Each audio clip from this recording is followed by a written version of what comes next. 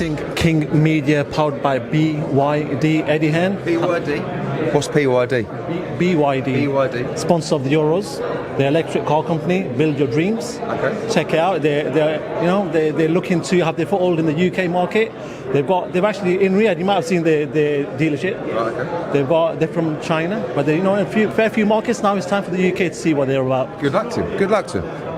Eddie, let's talk about why we're here. Johnny Fisher, Alan Babbage. I do want to talk about Johnny and sort of followed his career, been part of his career for however long from day dot. He was a ticket seller. A lot of people said, listen, this guy's a good ticket seller, but maybe not much more. Do you feel like this fight now with Alan Babbage, we know that Alan's sometimes awkward, maybe not pretty at times, that we could see the fighter in Johnny Fisher? For me, Johnny's already proved that he's more than a ticket seller. He's certainly a British heavyweight prospect, but I believe he's actually a world heavyweight prospect. I mean, I think that, his performances under that kind of pressure have been very impressive, and it is a lot of pressure because he's not someone that, a lot of these ticket sellers, when they start their career, they do 200, 300. Johnny's been doing like 1,500, 2,000 for 6 rounders. We've never seen it before. It's like, but now we're moving beyond that. We're going to have 6,000 or 7,000 in a copper box on Saturday. This is really like, it's a next-gen show. Do you know what I mean? So victory here, then the fight against, Adelaide 02 does more than 10,000. If he fights Wardley and Clark, he sells out the whole 02. Do you know what I mean? So we should get very excited about Johnny Fisher because he can really fight and because he's a big name for British boxing. And this is a tough fight. Big step up. Alan Babbage is the perfect dance partner and he's going to stick it right on Johnny. And we're going to see what he's made of. Another fighter you've obviously invested your time from day zero is Anthony Joshua. I do want to talk about Frank Warren and Daniel Dubois. He's invested his time from day dot, spent all that money. Are the gloves going to come off a little bit between you and Frank? I know you guys have been you've been good, but we're not going to argue anymore, but we are passionate about our fighters and we believe in our fighters. Does he truly believe that Daniel Dubois is going to win that fight? Not sure. Does he believe he can? Yes. Do you know what I mean? And he can. It's a heavyweight game. Anything can happen. But styles make fights. It's a dangerous fight for Anthony, but we're very confident. People keep saying this is a shootout. AJ's top sniper. And I think that he's too accurate, too powerful for Daniel Dubois.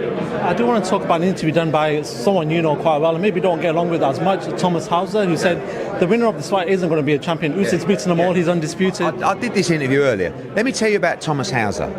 This geezer is exactly what is wrong with boxing.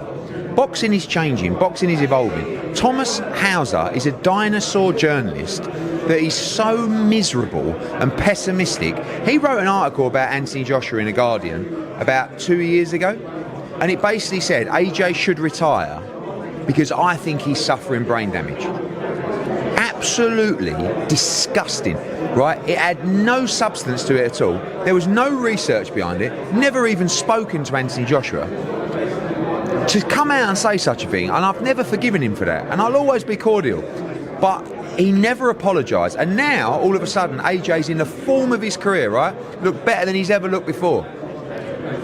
At what point do you come out and you go, I was wrong, really. Wow, he's really proved me wrong. Instead, you want to talk about how he shouldn't be fighting for a vacant championship. Let me tell you, people moan in boxing about people not following rules and the governing body not following rules. The IBF have followed the rules to a T. In fact, the mandatory should have been 2 fights ago. But they allowed one, then they allowed undisputed. How much more longer do you want to allow it? Daniel Dubois beat the number 1 in the IBF, who's been waiting for a shot for a long time. He's mandatory. The rule was before that fight, the winner fights for the world heavyweight title, no exceptions. So no one's, and Thomas Hauser also said, was there a little bit of, between the Saudis, did they push hard to stop the fight? What's clown talking about? The Saudis, we're all involved in the same conversation. The Saudis knew the IBF rules. They were happy for the belt to be on the line for the IBF. So, and the fact is, AJ is a 2-time world heavyweight champion, lost to the number 1 pound-for-pound fighter in the world to lose his belts. He's come back, he's had 3 wins. He's the number 1 and number 2 challengers with the IBF. An idiot. I do want to talk about this rivalry now that's taken over boxing news this week between AJ and Carl Froch. You know both men quite well. Where did it stem from? Is it the Rob McCracken factor? We know Rob McCracken was the father figure to Carl Froch. I think AJ said some stuff about. Sorry, Carl Froch said some stuff about AJ once. AJ went back. With Carl, he's a very stubborn individual, right? That's actually was one of his greatest attributes as a fighter. It's what made him the fighter he was. Because Carl was never the most gifted, talented fighter. He was talented, but not at the level of what he achieved. Just a tough man, stubborn, will fight you to the death for a quid. Do you know what I mean?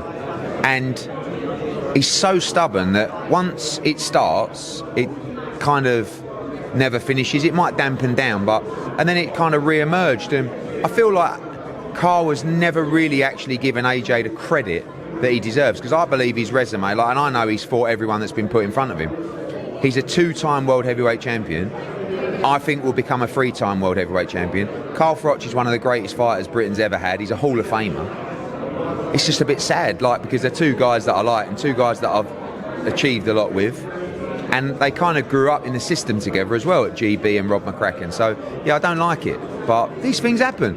And the media provoke stuff and, it is what it is. Prince Naseem was asked this and he said it's a little bit childish. I like Prince Naseem's answer. I don't always agree with what Prince Naseem says, but I thought his answer was very mature and very correct. We fighters should respect each other, especially, one's retired and one's,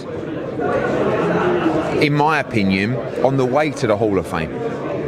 So, yeah, hopefully it can evaporate, What do you make of his son Sammy signing for Misfits? We see that Misfits are trying to sign a few professional fighters. What do you make of that sort of stance? I think if you're not a fighter that is going to go deep in the game in terms of achievement, I think it's a good thing to do. And I don't mean to be disrespectful, but I don't think that he is going to go on and win world championships and stuff like that. If he can make great money in Misfits, maybe it can be a grounding and maybe it could come good, and start moving to boxing. Look at Tommy Fury.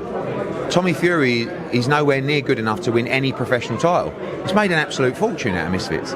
Like millions and millions more than he would have done out of professional boxing. So that was a good career move for him. So yeah, I don't knock it. I do want to talk to you about Tank, obviously. We know that with Devin Haney and Sandor Martin, there was no bid. But I want to ask you, if that Tank was in that position, do you feel like you would have put a bid just because of how big Tank is, how much of a star is potentially the next, probably the biggest star in the US right now? Decent question.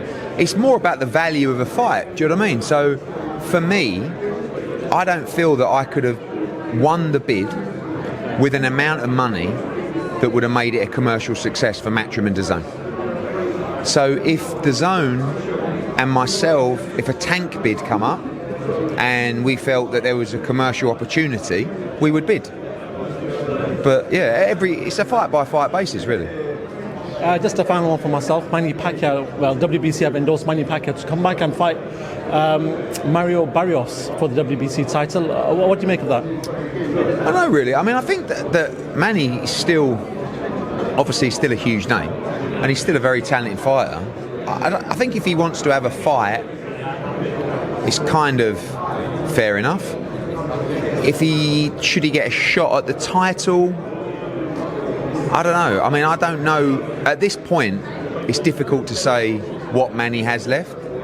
Like in his last fight, I don't think he looked terrible. He just didn't look the fighter that he once was. He still probably beats everybody outside of the top 15 in the welterweight division.